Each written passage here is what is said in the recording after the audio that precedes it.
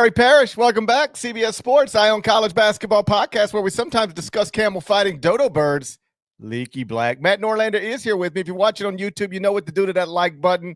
Shouts to Brandon Davies. And if you haven't yet subscribed to the CBS Sports College Basketball YouTube channel, please also do that while you're here.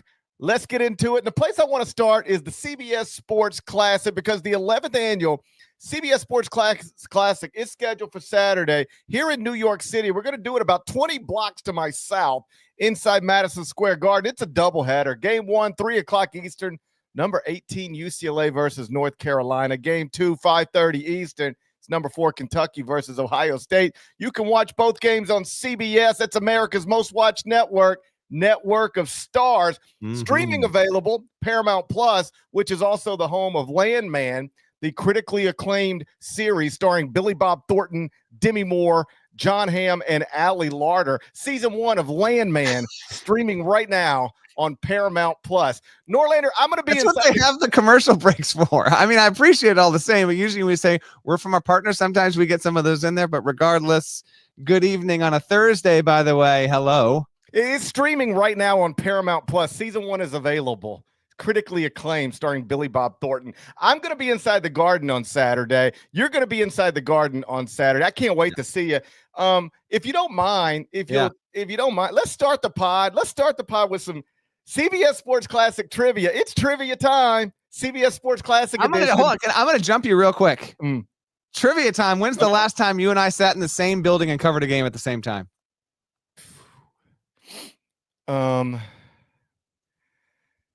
I don't know. I have no idea. You tell me. I'm 90% confident on this. I think it was not a second show he ever produced. It would have been the Champions Classic to start the 2021 season. Something like that. I've already told you I don't know. Yeah, I think that's it. That's how I can't at the Garden. So I can confirm that, by the way.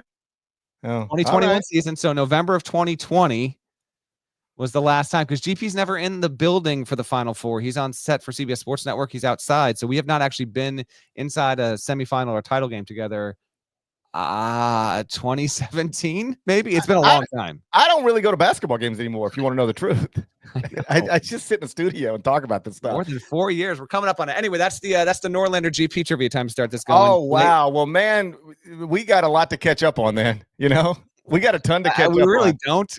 I talk to you more than anyone than my family. Yeah. So we're good, but excited to see you all the same. Lay that trivia time on me. Looking forward to hearing how the boys are doing. I can't wait to see you and catch up. Trivia time. Which arena has hosted more CBS Sports Classics than any other arena? I am inclined to say the Garden, although I feel like this is the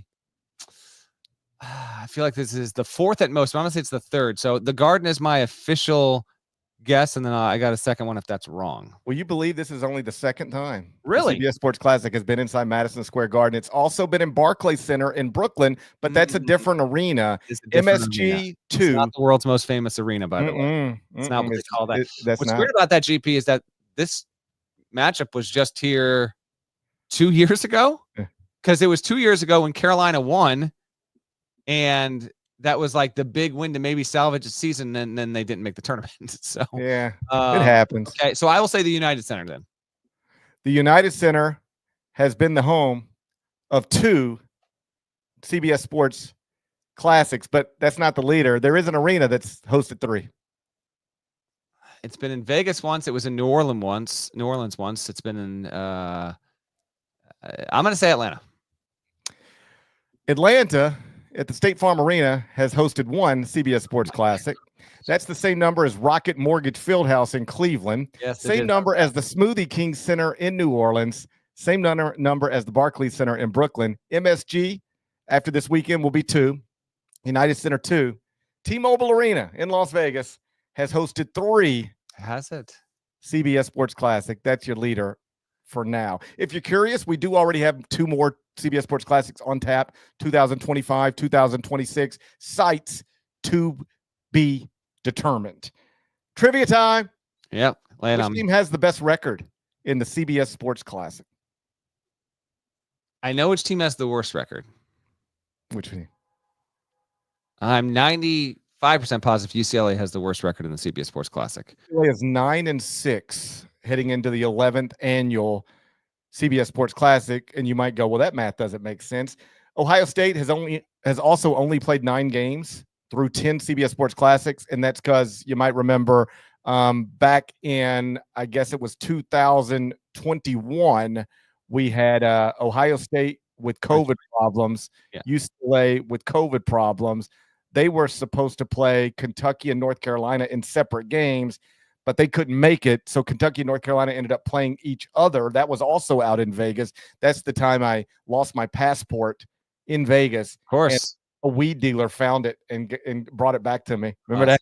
I do. Not to be mistaken or confused with the time that you left your phone in an Uber and that. And it went to New Jersey. Yeah, it went to Jersey, the whole deal. I got it back up. UNC has the best record in CBS Sports Classics. That's right. North Carolina is 6-4.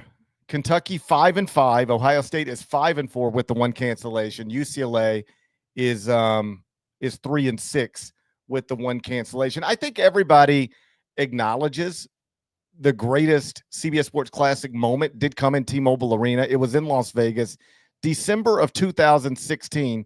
I know I was there. Were you there? I don't think you were there. Not. Malik Monk, I was not there. I watched it from home. Yeah.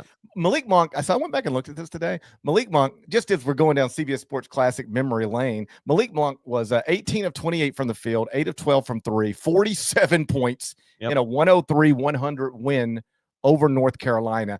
Then, of course, those two teams met again in the Elite Eight at FedEx Forum down in Memphis. Luke May hit the game winner. UNC wins at 75-73. This is what was interesting, and I don't bring it up for any reason other than I don't remember recognizing this in real time. But as I look back at it today, I was like, oh, wow, that's pretty wild. One team, Kentucky, started future NBA All-Stars De'Aaron Fox and Bam Adebayo and had NBA veteran Malik Monk as well. The other team, North Carolina, didn't start a single dude who had a meaningful NBA career or is even still in the NBA. But North Carolina won that game, then beat Oregon in the national semifinals, then won the national championship by beating Gonzaga. It's the third title of Roy Williams' career. And people would always bang on Roy. Like, oh, yeah, he just recruits and he gets the best players, and I could win with those players. They'd always say that about Roy. That was not the reality for a better part of a decade, as you well know, because the academic scandal got attached to UNC and significantly impacted that school's ability to recruit. It was such a talking point in the sport. I actually got comfortable enough with Roy one time to ask him about it, to say, do you hear this? And when you hear it, and he goes, they might be right. He was real humble about it. Or just, I don't know. He had a good answer. I'll put it that way. But he said, they might be right. Maybe I do need, great players to win. It's possible I couldn't win without great players. And that's the reason I recruit so hard, because I don't ever want to find out. I never want to find out if I can win with mediocre players. I'd rather just have the great ones and try to do that. But this was something that got attached to him throughout his career. If you remember very early on, I don't even know if you were at CBS at the time. You might have been. But when we started Candid Coaches, and we asked a question. Okay, asked a question. I was on the team then. Yes. Okay, good. Well, it was good to have you. It was my 14-year anniversary of being at CBS 2 weeks ago. So it was good to have you. It was good to have you. I remember you being a meaningful part of that.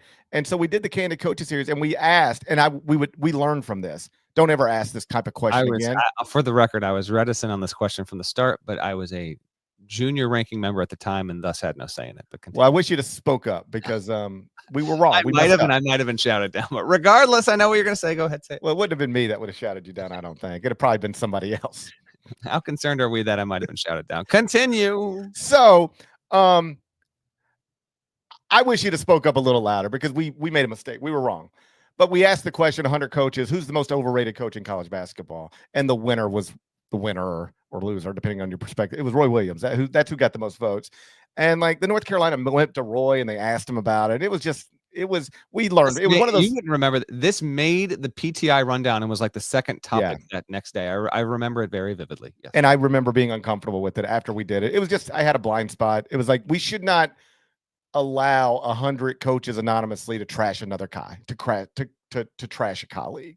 That's some Drake stuff. That we're not doing that. Yeah. And so But anyway, Roy had to deal with all that his whole career. Then I went back and looked at this last night. Here's the starting lineup for North Carolina. Justin Jackson went on to average 6 points in the NBA. He's out of the league. Isaiah Hicks, 4.4 points in the NBA. He's out of the league. Theo Pinson, 2.7 points in the NBA. Loves Theo Pinson. He's out of the league. Joe Barry never made the league. Kennedy Meeks never made the league. Kentucky had an NBA All-Star, another NBA All-Star, and a dude who right now is on a $78 million NBA contract and has been averaging double figures in the league for 6 straight seasons. North Carolina won a championship with that, what I just told you. Shouts to Roy Williams. That's what I'm trying to tell you. He deserves more credit than he probably got. He should get to a game sometime. I think it'd be nice to see him at a game and really embrace that. Roy Williams retired from college basketball, goes to more games than I do. Roy Williams was in Maui Yeah. and went to all the non-North Carolina games. I'm talking like UNC on one of the days had the last tip. He was there for tip of the first game that day. I couldn't love it more. Obviously had to go up and say hi to him, but we talked real briefly. I didn't want to take too much of his time because not only that, he's just incredible because he was constantly getting approached. He was on the front row of the baseline, and just love that about him. Loves his golf, loves his hoops, loves his crap stables, and that's about it there. I fully expect to see him on hand again at the Garden, just as he was 2 years ago and has been basically since he retired. He's been at every CBS Sports Classic and should be there again, obviously, on Saturday. Back to the present. Norlander, we got a doubleheader on Saturday inside MSG. It's the 11th annual CBS Sports Classic. Game 1, 3 o'clock Eastern, UCLA, North Carolina. Game 2, 5:30 Eastern, Kentucky, Ohio State. What's the biggest storyline attached to this event heading into it? Before I answer, do you have your own answer for this? Yeah, I think so. I think the biggest storyline attached to the event is Kentucky's better than expected success under Mark Pope and its ability to carry immediate momentum in a new era. That would be my number one. That would be my 1A to the 1B, and the 1B has to be Carolina being a 6-5 program and really starting to flirt with, a redux of what we got 2 seasons ago. Those are close, but I would have Kentucky winning out. Those are the two tops, and I think you're right. Kentucky being 10-1, 4th in the AP poll in year 1 under Mark Pope after returning 0, scholarship players. That's the story here. I think you could argue it's the most interesting story in college basketball. A fan base has a Hall of Fame coach who's won a national championship, and they're begging him to just get out of there, right? There's so much of a be careful what you wish for element to this. And they were like, well, we're going to keep wishing. We're ready. Bring me Billy Donovan or Dan Hurley or Scott Drew. And they either missed on those or didn't seriously approach those. I'll let them tell their story. Either way, it's clear Mark Pope wasn't the first choice, but it seems obvious at this point he was the right choice. He worked the transfer portal, built the roster that is obviously good, but isn't the type of roster that people like me looked at and said, that's top 10, that's top 15. He didn't build the type of roster on paper that his predecessor, John Calipari, built on paper at Arkansas. But here he is, 10-1, ranked 4th in the AP poll, playing a modern and fun style of basketball, has won the fan base over. I think it probably happened within days, but buddy, he hadn't lost them even a bit. I guess it should be noted that John Calipari started 19-0 at Kentucky with a number 1 ranking. And then 15 years later, he ended 0-2 with losses to Texas A&M and Oakland, got pushed to Arkansas. So, every life has a story. We'll see where it goes. But I don't think anybody could have reasonably expected Mark Pope to do better or even as well as he's doing right now. And there is the MVP can be almost anyone on any given night element to Kentucky's team, which is a lot of fun. I mean, Otega Owe is leading this team in scoring, and me and plenty of other folks that follow the sport, if we had said, guess who's going to be leading Kentucky in scoring, the week of Christmas, Jackson Robinson, Andrew Carr, Kobe Brea, Kirk Kriisa, Amari Williams, I think all of those would have been nominees before you got to Owe. He's averaging more than 15. Lamont Butler coming off a tremendous game, obviously averaging 15. The fact that Butler is doing this, shooting 48% when he was recruited for a lot of reasons, but one of the primary reasons was, that staff wanted him to be one of the premier perimeter shutdown defenders in the country. And yet he's given them 15 a night. And then Robinson, Brea, Carr, and Williams are all averaging double digits at this point. And you still get, Brandon Garrison, Ansley Almanor, Kurt Kreese is obviously out right now, but they're also contributing as well. So they've got, as I said a couple shows ago, like this is a true ensemble, and it's refreshing because it's a Kentucky team that's winning differently than what we see a lot. If we can just home in on this game real quick here, this matchup, if you're good with that. It's 2 first-year coaches in very different spots at the moment, because Ohio State, like Kentucky, is representing the SEC, and the SEC being absurdly dominant. That's probably the biggest story in the sport so far through the first 7 weeks of the season. But Kentucky, while it has that beast of a conference schedule awaiting it, certainly has much more slack on the string right now than Ohio State, which has, I think, 1 quality win so far in non-conference play. It's shorthanded. Michi Johnson left the team or stepped away a couple of days ago. That was publicly disclosed for personal reasons. We don't know what the reasons are. Hopefully everything is well with him, as much as it can be for someone that needs to step away from a program. So I don't know why, but they don't have him. Aaron Bradshaw, speaking of Kentucky, former Kentucky player, he's still not his return to action after being in effect suspended there. So Ohio State has a lot of talent, but it has not gone smoothly to this point. And so you've got 2 schools with 2 first-year coaches in very different spots at this point. Yeah, I mean, they've really been dealing with roster issues. I mean, Keith Glover has missed 8 straight games with an ankle. Colin White, 5 straight games with an ankle. Aaron Bradshaw hasn't played since November 19th because of the domestic violence investigation. Now Michi Johnson, leave of absence. Jake did speak to the media, I believe, yesterday in Columbus, and it suggested that they could get a piece or 2 back for this game against Kentucky. I would assume that means Glover, White, one of them, maybe both.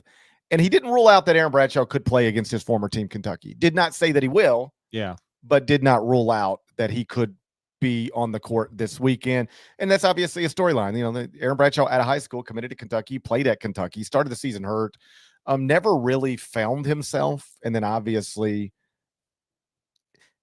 the off-the-court issue at Ohio State has derailed his sophomore season, at least temporarily. But they're in a tough spot, 7-4 overall. I guess you're looking for a bright spot if you're an Ohio State fan. You've been dealing with roster issues, and all 4 losses are to top 30 KenPom teams. But on the other hand, 3 of the 4 losses are by at least 14 points, and you just lost to Auburn by 38. So, they're up against it. But if they can get a player or 2 healthy, get Bradshaw back into the rotation, eventually, assuming Michi Johnson returns, maybe they can get back to where some of us thought they'd be. But 7-4 through the first 11 is not ideal. Other matchup, Carolina versus UCLA. Let's talk UCLA because we've yet to do so. Mick Cronin also doing it in ensemble type ways here. Tyler Bilodeau to 14 points, 5.5 boards per game. Eric Daly has had some really nice moments. He's a transfer from Oklahoma State, averaging 11 and change per game. On this 9-game winning streak for UCLA, they have won by an average of 23 points per game, which is tremendous, regardless of competition. There's been good teams and there's been not good teams in there. And their defensive scoring is 4th best in the country, holding teams to 56.8 points per game.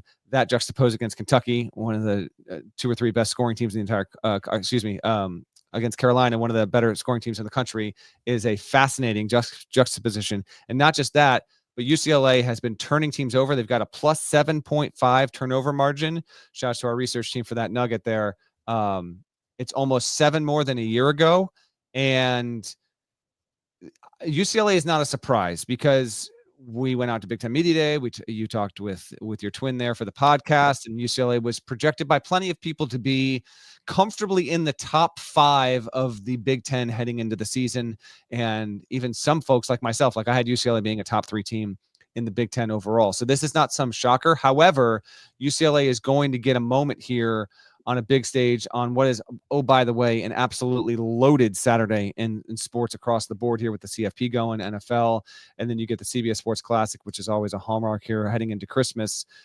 Bruins got a real shot to make a noisy statement because the win over Oregon was nice. The win over Arizona was close and weird. Those games came with a little bit more noise and other stuff happening around him. I would argue this is the first game that UCLA has had that's going to be, from a college basketball perspective, really on a big stage to itself. And it is impressive. We'll see what happens against the UNC team that should be plenty desperate. But we'll see what happens when they've got a big-time opponent on a big-time stage there. Cronin's done a great job after flipping what was, not a great situation last season. Yeah, like if not for this loss to New Mexico in a game they probably should have won, or at least they would have been projected to win, they'd be 11-0 and maybe ranked in the top 5 right now. Yeah. All of this has been happening largely off of the national radar, but they'll get thrust on to it on Saturday. I love what Mick did. Like, by his own acknowledgement, they got caught being too young last season in a sport where you can't be anymore. And he publicly made it clear he did not make a decision based on nothing more than evaluations to go take a bunch of freshmen instead of a bunch of transfers.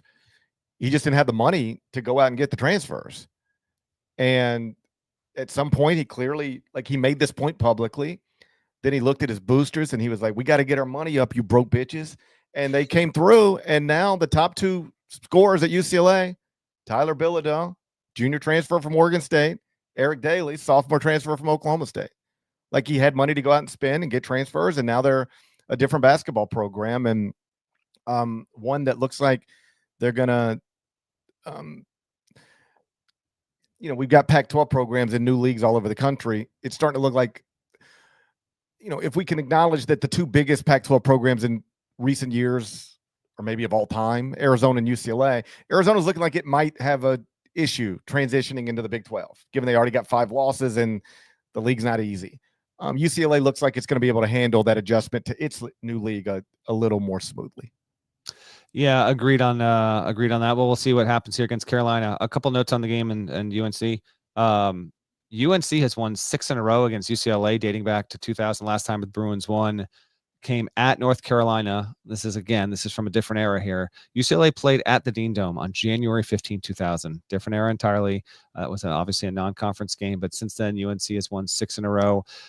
This will be the 15th game ever between these 2 programs. 12 of the 15 have happened in different buildings, which is kind of wild. They just they've, for some of them in NCAA tournaments, obviously. CBS Sports Classic bounces around, but there hasn't been a main stage for these 2 over the years there.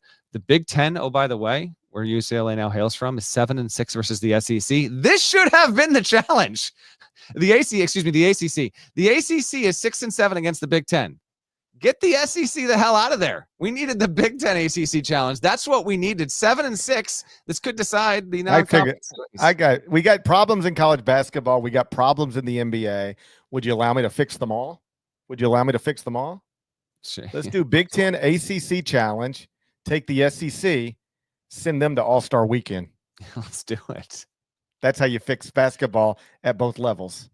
That's a good point. You get a more competitive challenge in the middle of a regular season, and then you get a more interesting All-Star game weekend where an SEC All-Star team could theoretically take on LeBron James. Why not? I'd watch it. Anthony Edwards, Steph Curry, and the best of the NBA. Let's give it a go. On the court for Carolina in this game. Got to get Janai Broome healthy, though. Of course, got to get Janai Broome healthy.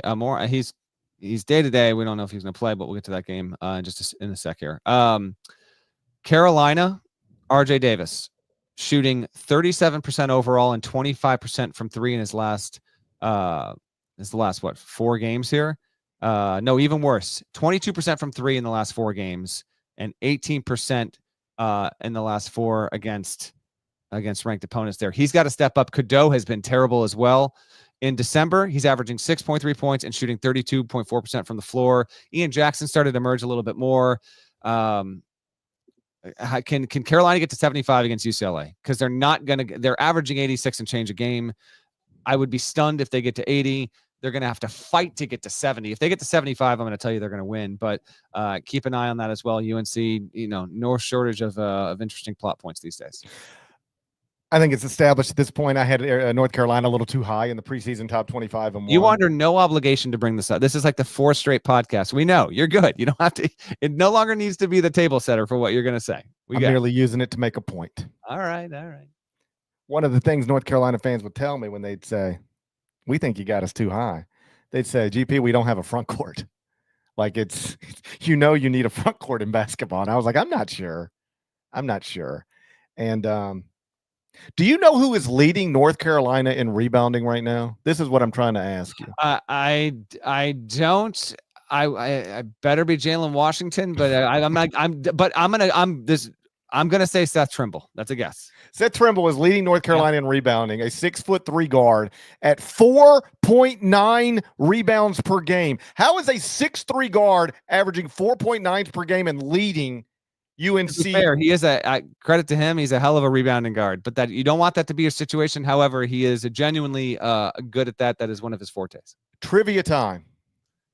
The last time Carolina had a guard lead its team in rebounding, who the hell? When is the last time North Carolina's leading rebounder did not average even 5 rebounds per game? Gosh, you did the research. I did the research. I'm gonna say 1967, man. I got no idea. Literally never happened. I went all the way back until I got to a point and they were like, buddy, we didn't even keep rebounds back then. All right. 1928. They were like, we don't even know what a rebound is. I went so far back, they were looking at me like, what are you looking for? Who's they, by the way? The internet. Okay. The internet's they? Yes. I talk to the internet sometimes. I was talking to the internet. I was like, I got to figure this out. And I was so far back, the internet was like, buddy, you might as well tried to hop in that. You're wasting your time. This is the equivalent of you being back in the 1950s looking for an iPhone. All right. It ain't here. We don't know who grabbed what. You're so far back in this thing. We don't know who grabbed what. But I can tell you, for as long as rebounds have been recorded based on I'm not pretending. I'm not Jared Burson. Okay. I'm not Jared Burson. I didn't invent research, but I did some. And I, like Armando Bacot would average twice as many as Seth Trimble every year, just about. And I think we took that for granted because now the leading rebounder in North Carolina is a 6'3" guard averaging 4.9 rebounds per game. Their defensive rebounding percentage right now at North Carolina is 71.6. That ranks 120th nationally. Offensive rebounding percentage is 28.6. It ranks 226 nationally. Do you understand? The 2017 North Carolina title team that had no NBA players, we just talked about, they were ranked number 1 in offensive rebounding percentage and number 25 in defensive rebounding percentage. North Carolina was top 5 in offensive rebounding percentage 4 straight years under Roy Williams from 2015 to 2018. It was an identity. It was a staple. It was something they brought every game. Do you know where they rank right now in offensive rebounding percentage? I think I just told you. 226th in the country. What in the world? They've lost their way. See if they can show up. We are 28 and change into a podcast. That's a CBS Sports Classic preview. You know what? There's stuff from we can move on. There's stuff from Wednesday night. Some notable stuff. We got to do a Final Four and 1 picks and preview segment here. So Nada, if you could be so kind, can we get that landman word from our partners? Is that what's coming up?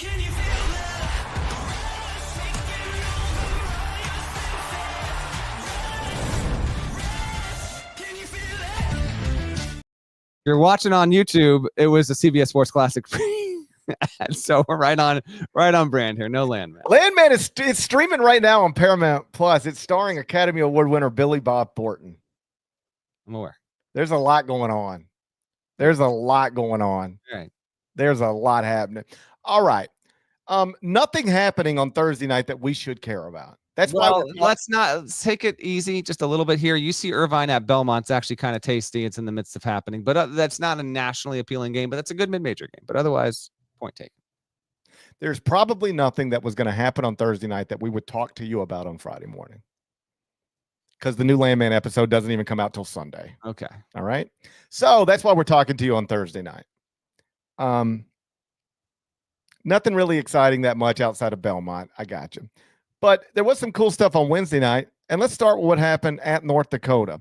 Did you see Treyson Eaglestaff become a legend? He put 40 on Alabama, and in the handshake line, I think got probably like an $800,000 offer from the Crimson Tide. There you go. You're tossing. Is it even, is it, in this day and age of NIL, is it even tampering anymore? No. I mean, coaches will try to say that it is, but I don't buy it. I feel sorry for nobody. You should be conducting yourself like everybody is a free agent. And I don't have any problems with any, like I don't have any problems with anything anymore. Do whatever you want to do. I don't care. I'm done caring. Do whatever you want. Fair enough. If you mentioned this on the studio show, I was popping in and out, heard some of your stuff, didn't hear everything, or if they said on the broadcast, I didn't catch it. Treyson Eaglestaff is a phenomenal name. I didn't know if he comes from Native American roots or grew up in a reservation, or the background on his surname. It is a phenomenal name, and the fact that he, of all folks, went for a 40 burger. Not just him. Shouts to Donovan Dent, who also got a 40 burger on Wednesday night over VCU for New Mexico there. But Treyson Eaglestaff for North Dakota putting up a hell of a game, and the team putting up a big fight. I was loving following a couple of games, which we're going to get to the results of here, but purely the fact that on my screen was one of the 5 to 10 best teams in the country, ranked accordingly, big old 6 next to its name, nowhere close to home, on December 18th. And it's playing a game against North Dakota. Like, what universe did I, jump into here? This game, as we mentioned on the previous show, if you watched or if you're a Bama fan, you're all too aware of the fact that Grant Nelson being from nearby. Now, Nelson played at North Dakota State. This was at North Dakota, different, but he was closer to this area there. And giving him a homecoming game was tremendous. Nelson, oh, by the way, in this one, did well for himself as well, getting a double-double, 23 points, 10 boards, and him and Sears, the 2 most important players on the floor in this game, but it was 97-90, and even Oates said on our air after, he was like, to be honest, we didn't think it was going to be this close, but you come up here, they're going to be ready to fight, and fight they were. I think you said at halftime, it's a good idea until you get to this point, and now you're in a fight or you're getting punched out. You said something like that. And it's a good idea. Like, taking Grant Nelson home to play against a North Dakota team that's 313th in the net is a perfectly good idea up until the point you're 20 minutes into it, and it's like, oh no, what have we got ourselves into? There's a 6'6" mid-major legend over here bombing on us. Crowd's going crazy. Coaches always talk about, and by coaches, I mean it's mostly John Calipari. We're everybody's Super Bowl, and that's not always true. But I understand the point he's trying to make when he makes that. When you're Nate Oates and you schedule this game, you are creating North Dakota Super Bowl. Like, you're in charge. You're creating this.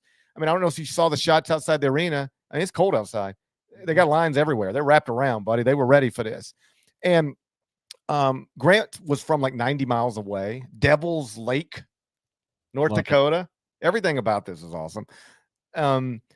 I don't want to speak for Nate. I don't know. I'm assuming they also played North Dakota instead of North Dakota State, because you don't want to go back and beat your former teammates and former North Dakota State also definitely projected to be the better team. That might be it too, right? I just avoid all of that. Like, let's go to North Dakota and beat the team in the 300s. Sure. Take you whatever. So it was just, I love that Nate did it. I wish more coaches would. I understand why they're hesitant, and what you saw last night is exactly why. It was a 1-possession game in the final minute. I didn't think Alabama was going to lose in the final minute, but it was technically a 1-possession game with like 20 seconds to go. The story, like, Alabama escaped with the win. The story was Eaglestaff. And like, we can keep joking about it and like offers in the handshake line. I think everybody got one of those off on Twitter last night. But this is the type of thing. Like, if he wants to make hundreds of thousands of dollars next season playing basketball at the high major level, he can. Now, I didn't know much about Treyson Eaglestaff this time yesterday, but now I know more. He's from North Dakota. He's the grandnephew of the great Robert Eaglestaff, who played at North Dakota in the 70s. So he might just be like, this is home. This is family. I'm not leaving. But if he wants to make, and I said this on TV last night, I like that we can talk about this stuff. If he wants to make $800,000 next year playing basketball, he can. Like that's up to him. Well, I mean, maybe I'm not saying you're wrong. I don't know what the market's going to be for Treyson Eaglestaff, but the point is, whether it's 800,000 or half of that, he's averaging 20 a game for a team that's going to need to turn it around wildly in league play to have a chance to make the tournament. Opportunities will be there for him. He's 6'6" junior with a good shot and picked the perfect night to have his best game. Yeah. UConn extended its winning streak to 5. Beat Xavier in overtime. Questionable whether it should have ever even gotten there. We don't have to lament too much on this, but a quick lament nonetheless, GP. Yeah. This was, for about 15 minutes in real time, probably the most impressive stretch of ball I've seen so far this season, and there's been some awesome games so far, but they were just trading buckets left and right. And then in the final 90 seconds, I'm not saying some of the calls shouldn't have happened. I'm saying that the officiating began to mar what was otherwise vibing to be an all-time finish, which was unfortunate. And then, yes, it winds up getting to overtime. They win. After the game, Dan Hurley instructs everybody to unfollow anybody who mentioned their record in conference openers. For the record, I did not. I not only did I not mention it, I didn't even know it. But crazy. Apparently this is like a big thing among UConn fans. I was not aware this was a big thing among UConn fans that they had struggled in conference openers. But and I guess you could say by definition they might have struggled in this conference opener as well, but they got out of it with a win. And they might not should have been in overtime. Just Liam McNeely got tripped in the final seconds. But it felt like the refs were swallowing their whistle there. I don't know. Either way, they got out of it. The Maui stuff now seems like it's in their distant past. And, if they're not the favorite again in the Big East, they got to be close. He also had a quote in the post game where I don't have the audio. The audio is outrageous.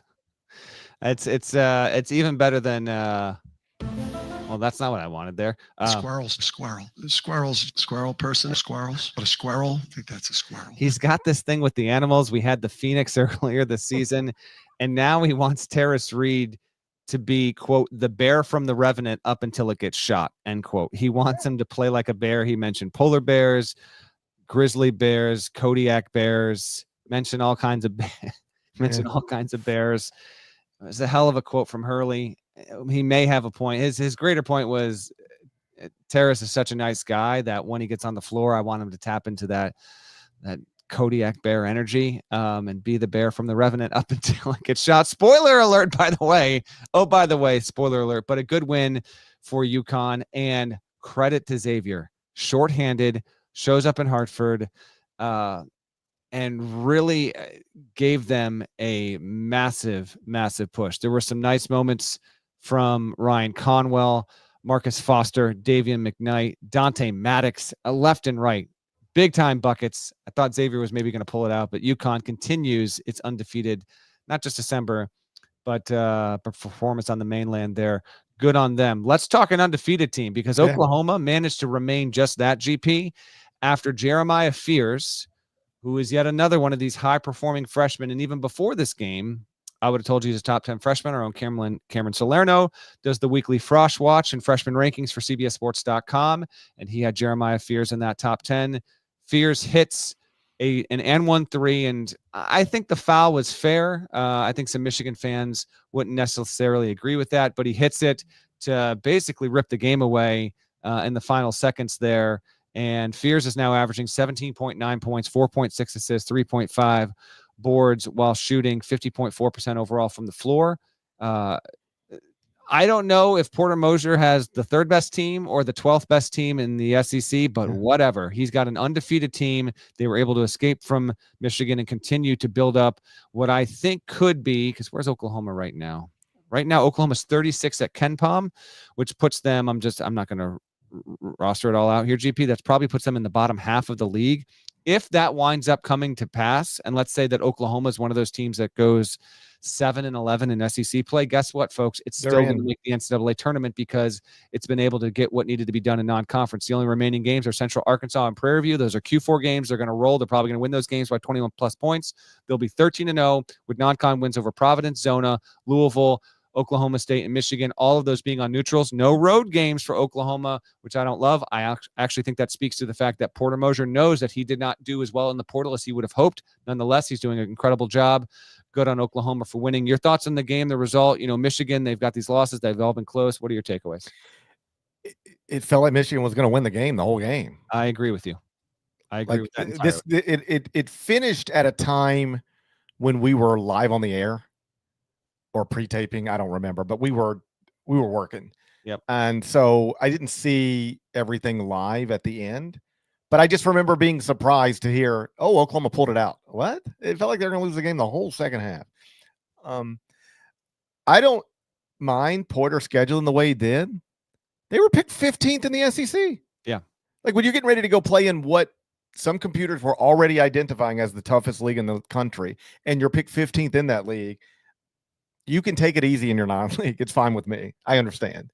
Because if you're not good enough, well, then you don't want to take a bunch of non-league losses to stack on top of the league losses you're not going to be able to avoid. And if you are good enough, you'll be able to prove it in your league and create the NCAA tournament resume. Like this is the difference between being Oklahoma and Memphis or Oklahoma and Gonzaga.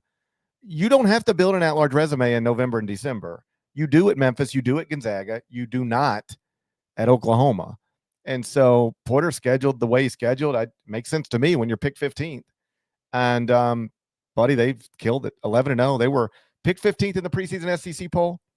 They're now in the top 15 of the AP poll. And moving in the right direction.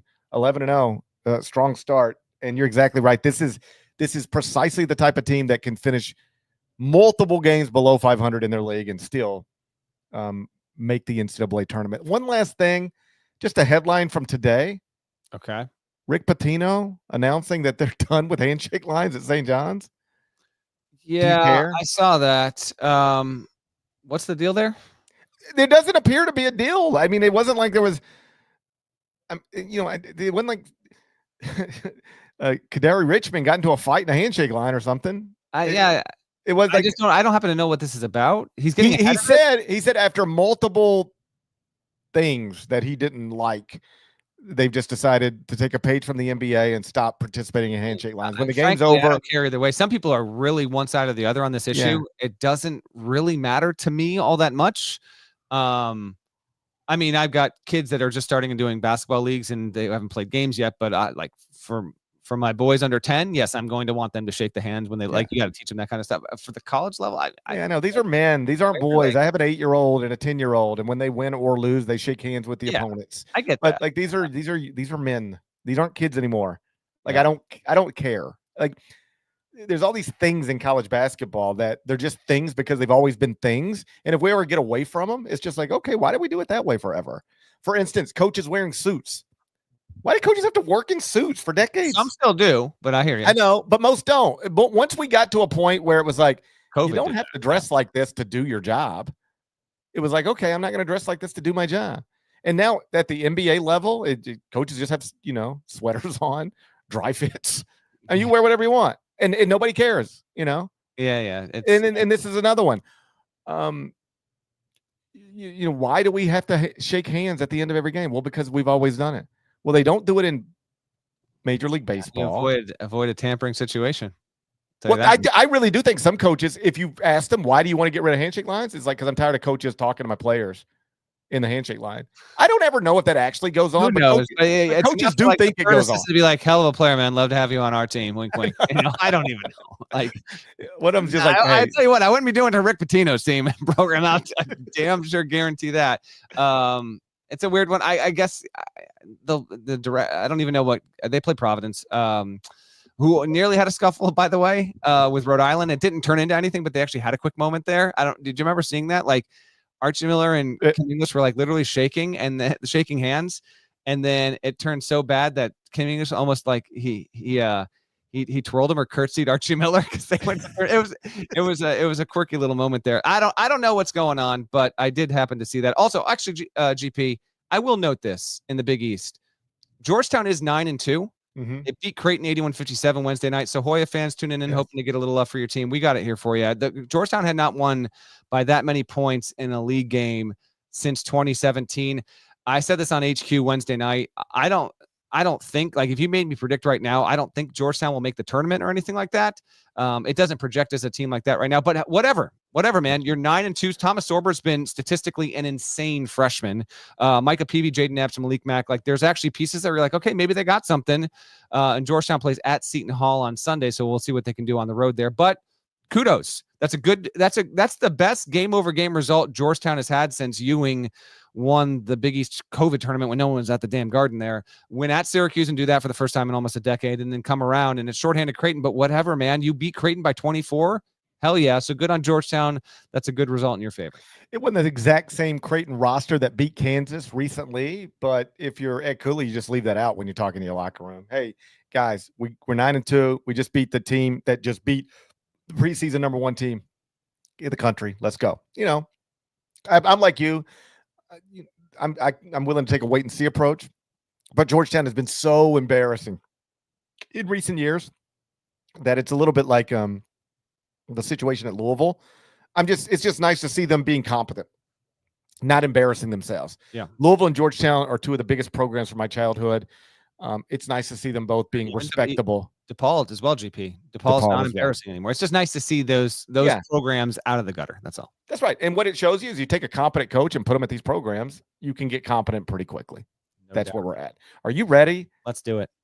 It's time for the Final 4 and 1 presented by Fanduel Sportsbook. Make every moment more. Oh, I can't wait for you to get the updated records. But first, let's get one more word from our partners. Come on, Landman. Baby, we are gonna start a fire. From world-renowned clubs Simply devastating to worldwide stars. Wrexham have done it. This incredible ride continues. The English Football League on CBS Sports Network, and stream every match live on Paramount Plus. That's not Allie Larder. It's not. That was not Allie Larder. Most people listen to the pod. They don't know what you're talking about. It's whatever. It just wasn't. Presented by FanDuel Sportsbook. Make every moment more. Season records. GP's now 15-15 after a 2-3. Do you like how I turn it talking about myself like I'm not me? Yeah. Nada used to give the records, but it's, I guess. Nada, you want to come in and give the records? I would like to hear from somebody else. So first things first, clarification. We do not have a Landman promo. Those have been expired for about 2 months now. I can't. Man, I'm telling you, it's good though, Nada. It's good. I don't deny it. I watch that in Tulsa King all the time. So there's that. I watch so much Landman that now I wake up and they're trying to make me watch Tulsa King while I'm asleep. You should watch Tulsa King. It's great. All right. I'm going to. There we go. What's more importantly, GP, you are still 15 and you are 500, 15-15. You got the 2-game stiff arm on Norlander, who is 14-16. I'm sorry. 13-17. I'll take 14-16 right now. I'll take it with open arms. We both went 2-3 last week. That means my 2-game insurmountable lead remains unsurmounted, and it will probably only grow from this point. We've already discussed the CBS Sports Classic, so I made a rule. We prohibited them from the Final 4 and 1. Sure. Game 1, Friday. 8:30. Bring that up just a little bit. A little jazz 8:30 p.m. Eastern. It's number 19 Cincinnati versus number 22 Dayton inside the Pete Rose Center. You can watch it on ESPNU. KenPom has it Cincinnati -3. We're doing it in Cincinnati, but we're off campus. We're in the Pete Rose Center. What's that about, by the way? I don't know. It's none of my business. I didn't feel like it was any of my business. What a tremendous game this is. Dayton, Cincinnati, Friday night, 8:30 ESPNU. Be there. Flyers 10-2. Class of the A10 has a solid non-conference resume at this point. A win over Cincinnati. Whoo, baby, that would be big time. Cincinnati, 8-1, only one loss. Got picked off at Nova, and to this point, it's been a nice little run here for Wes Miller's program, and many expected them, including yours truly, to be in the NCAA tournament hunt. They are there. Good matchup. Good on both these coaches to make sure this game is scheduled. More Wes Miller than even Anthony Grant will take this. They've played in recent seasons as well. Oh, boy. I will take, I feel like a Jizzle James breakout's due here. Sophomore guard for the Bearcats. Jizzle James, Enoch Cheeks. Big time matchup here. Bizzle versus Cheeks. Who do you got, GP? Well, we got to figure out Cincinnati. They're 19th in the AP poll. I've got them unranked in the top 25 and one. They have. I'm not calling them computer trickers. That is not what I'm doing. I have too much respect for Nick Van Exel to call Cincinnati computer trickers. But what I am saying is that they have some of the characteristics of computer trickers. Like if you're ever looking for a computer tricker, this is some of the stuff you look for. You know, it's like FBI. You know, they create a profile. And they're like, okay, we don't know exactly who we're looking for, but we know what we're looking for. If you go out there and you try to look for a computer tricker, Cincinnati's got a lot of characteristics. 8-1 with a loss to Villanova. They got no big wins. 0 wins over top 65 net teams. 0 quadrant 1 wins. Only 1 quadrant 2 win. 6 of the 8 wins are in quadrant 4. I don't know. Meantime, Dayton's won the Big East already. Beat Marquette and beat UConn. Dayton, your 2024 Big East champions. The losses are to Iowa State and North Carolina in Maui. I'm going to take Dayton plus the points. That's what I'm doing. Dayton plus the points inside the Pete Rose Center. I think this game's got great potential because of the defense. I'll go Cincinnati. Cincinnati to win and cover. Game 2. What do we got? Saturday, 12:30 p.m. Eastern. It's Mississippi State at number 21 Memphis. Inside Glorilla Forum. You can watch it on CBS. That's America's most watched network. It's the network of stars. KenPom has it. Memphis -2. Tigers. Yeah, Glow. Yeah, Glorilla just put out a Christmas song, right? That's right. Everything she does is a #1 hit. She's the biggest woman in the game right now. There we go. Proud graduate of Melrose High School. You don't know nothing about Melrose High School. Don't. Did That's you go to Melrose? Hey, No, you did. Chris Jones from Louisville with the Melrose, Larry Finch, William Bedford, Tony Madlock, Ronnie Robinson, Adonis Thomas, all Melrose High graduates. Here's one for you. Ralph Wiley, Sports Illustrated legend. There we go. Good writer. Folks, kids, you aren't familiar with Ralph Wiley, get familiar immediately. Melrose High graduate, Ralph Wiley. Same as Glorilla. Big Glow. Great Ralph Wiley, man. Hadn't thought about him in a while. Really, really good writer. Memphis won at Virginia. 2-point win. Just getting it done, man. Tigers are still third nationally in 3-point percentage, 41.9% from beyond the arc. And if you're thinking, well, they're playing Mississippi State, and that's a defensive-minded team and program under Chris Jans, you'd be right. But actually, their 3-point defense has not been efficient to this point. 301 nationally in 3-point percentage defense for the Bulldogs there. I like the Tigers here, provided they take this one extra seriously at home. Don't think just because you're at home, you're going to be able to beat Mississippi State. This is an SEC program, remind you. The conference has won 98% of its games in the month of December and 90% of its games overall this season. So keep that in mind here. Memphis is favored, and I will take the Tigers to get this job done and pull out the win here. I'll ride with your alma mater, GP. I thought Memphis winning at Virginia Wednesday night was massive, given the way that they did it. They go down by 11. They're not making shots. I know Virginia is not the Virginia we've come to know, but like you're still on the road, ACC program, down 11. You're not making shots. That's tough. They were 5 of 23 from 3 and still won the game. We already know what they can do when they make shots. They are currently tied, or they're currently alone in third, 3-point field goal percentage on the season. They were second before the game at Virginia. When they make shots, they're really good. Wasn't clear what they could do when they're not making shots from the perimeter, because that's going to go away at some point. It's not, or at least it's not going to be there always. It wasn't there Wednesday night. They were still able to overcome a double-digit deficit and win. Impressive stuff. Mississippi State, it's interesting.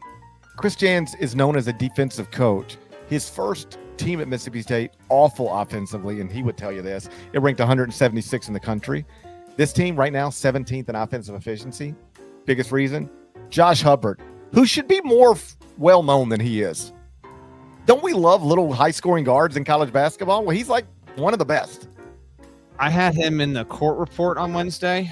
Let me bring this up real quick, GP, unless you've got it. Do you have the turnover assist ratio? It is outrageous. It is insane. He's averaging 0.3 turnovers in 30.8 minutes per game. A 5'11 guard with the ball in his hands that much to average 0.3 turnovers in 30.8 minutes per game is insane. Here are the totals. This is outrageous. He is murdering the curve, is what I wrote for all other point guards in assist to turnover ratio. 39 assists to 3 turnovers in 11 games. That's 13.00. It's crazy. It's unthinkable. I don't even think I can remember seeing something like that. I agree with you. Coincidentally enough, the next game we're going to talk about has another point guard who's done well in assist to turnover ratio, but Hubbard is on a different planet altogether when it comes to this stuff, and his success in here really might dictate whether Mississippi State can pull off the win. Right. So Kim Pom's got it. Memphis -2. I mean, I can't pick against the Tigers inside Glorilla Forum. I mean, who you think I am? We're on the same page. This is no way to surmount me by picking, by just copying me every game. I got time. Okay. Game 3, Saturday, 4:30 p.m. Eastern. It's number 16 Purdue versus number 2 Auburn inside Courtney Cox Arena. We're doing it in Birmingham. You can watch it on ESPN. Kim Pom has it Auburn -11. Hold on. I think we know that number is not going to be that high. A couple things. Is Courtney Cox from Birmingham? That's right. Didn't know that. Auburn -11? Yeah, but like that's a Kim Pom number that includes Janai Broom. It's not going to be 11. Do we want to? I think we've only done this once before. Do we want to? We might have even done it this season. I think we did. If we didn't do it this season, we did it at the very end of last season. I've lost all concept of time. Do we want to have a self-adjusted line for this? Because if Broom does not play, this line will not be 11. Well, we're both going to take Purdue +11 just because you're getting value with the number, right? So make it more appropriate. What do you think is an appropriate line for? First off, let me ask you questions, then I'll figure out where we need to be. Do you believe Janai Broom's playing this weekend? I do not.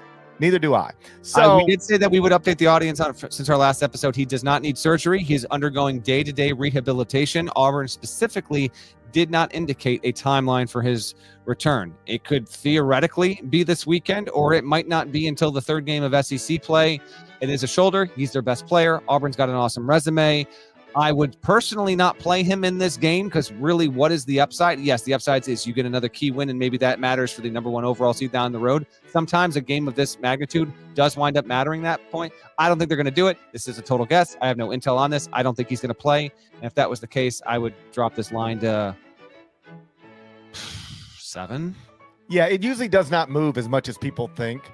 Like it's like 2 teams are about to play. It's this team -8.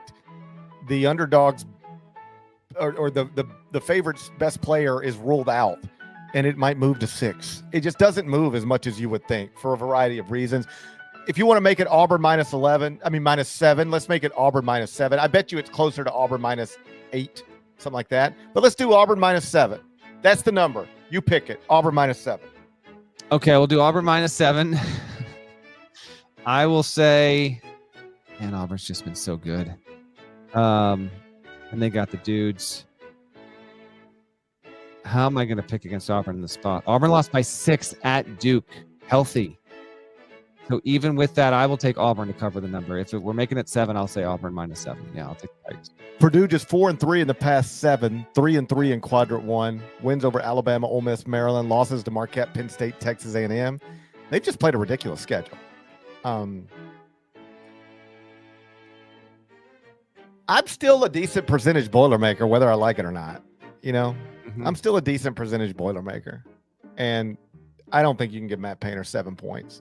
Kim Pom's trying to give him 11. There's also game 3, which you've no longer been consistent on. But if you want to tap into the old spirit, I'm taking Purdue plus the 7.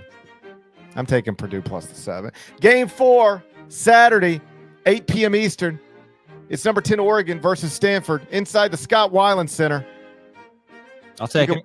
You can watch it on the Big Ten Network, because where else would you watch Oregon and Stanford other than the Big Ten Network? How is it possible I've got a better chance? If you'd have told me this 3 years ago, GP, you got a better chance of watching Oregon and Stanford on the Big Ten Network someday than you do of ever seeing them on the Pac-12 Network. That would have just sounded outrageous, wouldn't it? It would. But look at us now. Yep. Look at us now. You can watch it on the Big Ten Network. Kim Pom's got it Oregon -7. Might be a little disrespectful. We'll find out. Jackson Shellstad, 35 assists to 10 turnovers. It's no Josh Hubbard, but it's pretty good all around for the Ducks, who have been quality team. I would say they've outperformed their expectation at this point. I think that's fair to say. As a 10-1 group, the only loss by 2 at home, 11 days ago against UCLA. Otherwise, Oregon owns wins over the likes of Texas A&M, San Diego State, Alabama. It's been good. They have a road win against USC as well. And now you've got some Pac-12 flavor, although obviously no longer a Pac-12 matchup. As for Stanford, it's got one of the better players that, unless you're a Stanford fan, like you probably don't know about, Maxime Moreno. He's the ACC's leading scorer right now. 21.5 points per game, third in rebounding, 11.7 boards per night. He's been a really, really solid player. Also leads the country in double-doubles to this point. The number to me is too big. Kyle Smith's a good coach. Stanford's been cruising off the radar, but it's actually been an ACC team that for the most part has done well, and I would say it's outperformed expectations well. Number's big enough for me. I will go Stanford inside that number. Oregon wins, but Stanford covers. Nobody can beat the SEC except Oregon. Oregon's 2-0 against the SEC. The only thing that can beat the SEC, the only thing that can stop Ben McCollum is Kendrick Lamar, and the only thing that can beat the SEC is Oregon. That's where we're at with this season.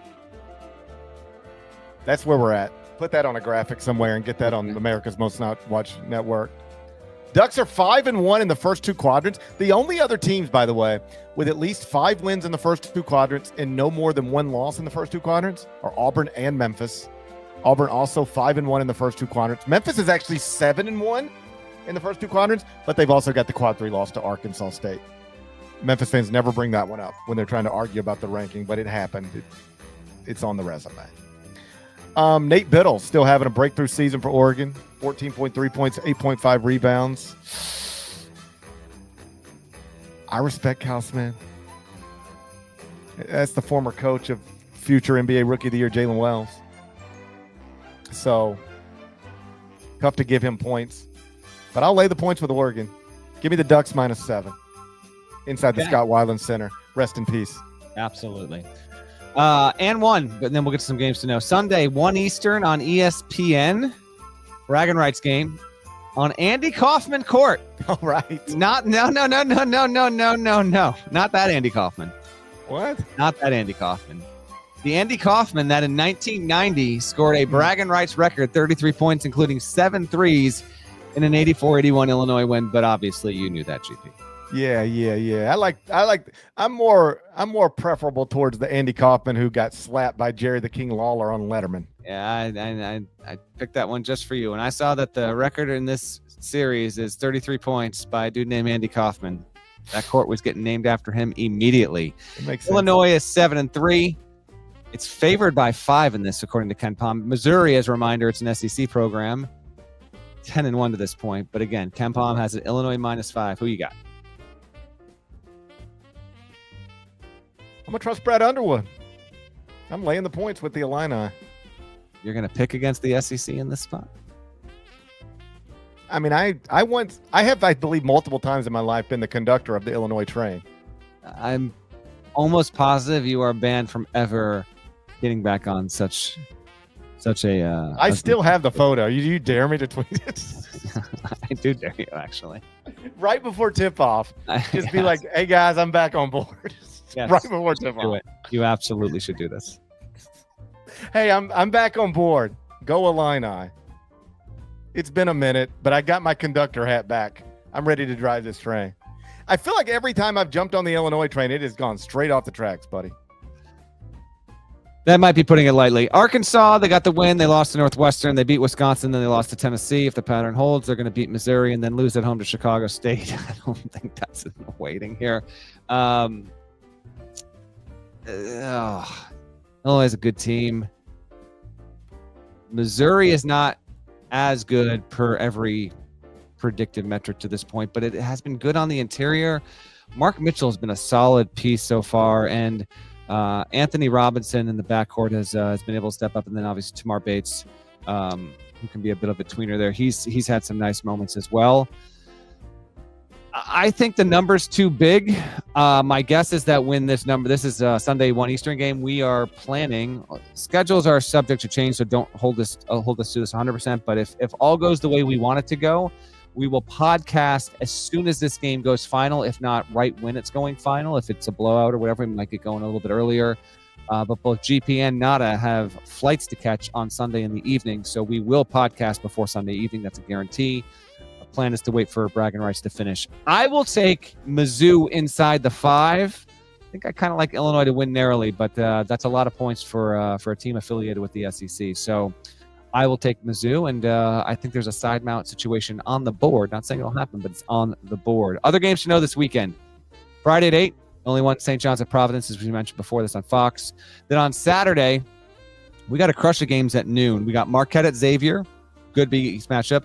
UConn is at Butler. Butler has been not what Butler fans were hoping, but they get a game on their home floor against UConn. See what they can do about that. At Princeton, Rutgers, I believe that's in Newark. That's a tasty one. Princeton won this game a season ago.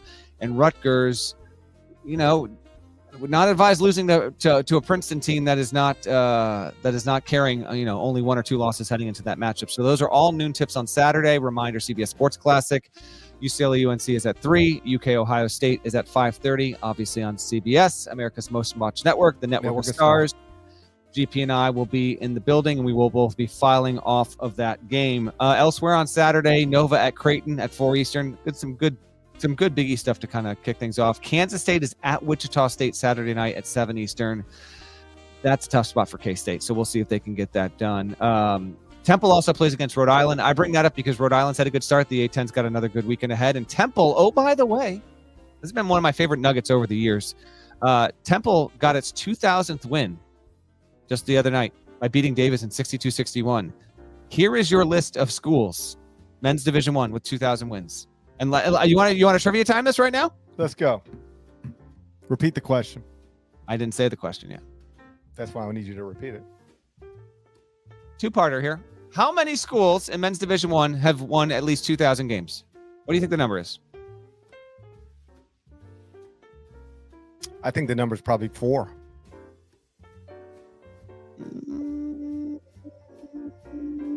Loser. Guess again. I have no idea. I don't keep up with this kind of stuff. I'm not. That's why it's called trivia time. I'm not a nerd. You think I was keeping up with the different venues that the CBS Sports Classic is?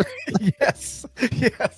I thought everybody had a running diary of that. Had a running diary of that. Yes. One more guess. People forget about Rocket Mortgage. They forget about Rocket Mortgage. People want to sit around and act like the CBS Sports Classic never been at Rocket Mortgage, but it has.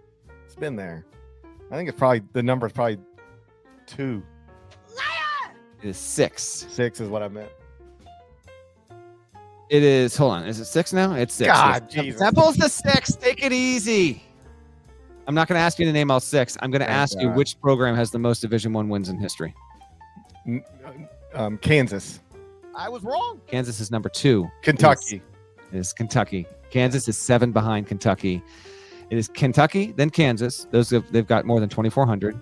Carolina, it is 22 away from getting to 2,400. Then Duke, which is 2,300 and change. UCLA, then Temple, which has taken the lead. Syracuse is 2 away from 2,000 wins all time. So Kentucky, Kansas, Duke, North Carolina, UCLA, and Temple have 2,000 wins. I think that's kind of cool. Temple, underrated program traditionally, historically, and it's got a big game against Rhode Island. Before we get out of here, college football playoff gets going this weekend. And in all years past on this podcast, we have picked the 4-team CFP or whatever. Now we got a 12-team bracket. You can go to cbssports.com or the CBS Sports app, and you can see they asked all the college basketball folks, you guys pick brackets. You do it every March. Now we want you to do it here in December. So we've done that. Let's tour through it really, really, really quick here. The first game is obviously Indiana versus Notre Dame on Friday night. As a side note, I love that. I love that we're getting – I wish there was actually another CFP game on Friday. You've got all this college basketball. You got NFL on Saturday. I don't know why. I guess I get it, but if I was college football, I would have had 2 and 2. But what do I know? I'll show my bracket first, pick my bracket first, give you the picks here, and then GP can give his. I've got Texas over Clemson. I've got Tennessee over Ohio State. If that happens. Then you just opened up the Ohio State job. You let that happen. And I don't pick it with any kind of like, I want to see it happen. I'm just I think there's going to be one worse seeded team that wins in the first round, even though the higher seeded teams, better seeded teams get those games on campus. I think one's going to get picked off in the 8-9 there. That ain't your typical 8-9 matchup, buddy. So I've got Tennessee moving on. I've got Penn State over SMU. And I've got Notre Dame over Indiana. Although, man, Indiana beating Notre Dame, IU fan base could really use that. And then I've got, all right, let's have a little fun here. Feels like Arizona State's a classic. You don't want to see that team in your bracket. You just don't. GP, you do not want to see this team. I got Arizona State beating Texas. I got Oregon over Tennessee. Although Tennessee or Ohio State beating Oregon feels like it's more likely than people are giving it a chance. I've got Boise State over Penn State in the quarterfinals there. Boise State is the better seeded team, but Penn State is more highly ranked by the CFP. And then give me Notre Dame over Georgia. I guess Carson Beck's out entirely, according to a couple of group chats I'm in a text message there. I've got Oregon over Arizona State in the semis. I've got Notre Dame over Boise State. I guess that's, in the semis. And then in the title game, I'm going to do it. I'm going to have a team that lost at home to Northern Illinois win the national title. I've got Notre Dame over Oregon. And as I wrote for the site, I actually like the idea of the first ever 12-team college football playoff being won by, one of the historical powers in the sport. I don't know if it's proper or fitting, but it would be kind of cool if that happened. And especially if the only loss they ever had was to Northern Illinois, which at the time thought, spelled doom for Notre Dame's season. Give me the Irish to win 4 games and get it done. What about you? All right, I'll bounce through mine pretty quickly. I also have Texas over Clemson. I've got Ohio State over Tennessee. Penn State over SMU. I've got Indiana over your national champion. I've got the Hoosiers. It's a blue blood. I don't discount the idea that can happen. Please, I don't know if there's snow in the forecast or not. Please give me snow in that game, though. And if Indiana won, I wouldn't care all this. I would welcome the idea of Indiana moving on in any bracket, period, in any sport. Fan base certainly could use it. So I'd love to see it. Who had Indiana football making the 12-team college football playoff before Indiana basketball returned to the top 25 at KenPom? Nobody had weird, that on the bingo It's card. a weird time to be alive. Arizona State over Texas. Kenny Dillingham. You and me both, baby. Let's go. Former University of Memphis assistant Kenny Dillingham. Motivation. Yes, me and Kenny Dillingham go way back. All right, fair enough. We go back. We go way back. Yeah. Me and Kenny Dillingham. How far back? I knew him when he was in his 20s. All right. Isn't he still in his 20s? He's 34, but he was like a 29-year-old offensive coordinator at Memphis because he's a genius. All right. All right. Oh, by the way, Dan Lanning at Oregon, also former Memphis assistant. My fingerprints are all over this thing. Okay. Yours. Yes. My fingerprints are all over this thing. Me and Glow. I got Arizona State over Texas. I got Oregon over Ohio State. I got Penn State over Boise State. Georgia with a backup quarterback over Indiana. Okay. I've got Oregon over Arizona State in a battle of former University of Memphis assistants. My fingerprints are all over this thing. I got Georgia over Penn State. And then I've got Oregon over Georgia in the national title game. Dan Lanning, former University of Memphis assistant, brings Oregon its first national championship, removes the Ducks from the list of best college football programs to never win a national title. It can happen. I don't know if we're going to see a team go 16-0. That would require Oregon to go 16-0. It would require them only to win 3 more games. True. Yeah. Both things are true. It would require them to go 16-0 and to win 3 more games. But right. Not 4. My fingerprints are all over this. That's a show. Shouts to Devin Downey. Shouts to Chester, South Carolina. Shouts to Terry Teagle. Legend. Huck, Larnell, Glorilla. Thank you guys once again for watching and listening to the Eye on College Basketball podcast. If you're not subscribed, please go subscribe anywhere you subscribe to podcasts, including Apple and Spotify. There's more of us than there are of them. That should be reflected in the comments. So please do that. We're going to talk to you again on Sunday. Sunday, of course, also the day episode 7 of Landman debuts on Paramount Plus. First season starring Billy Bob Thornton, streaming right now. We'll talk to you again then.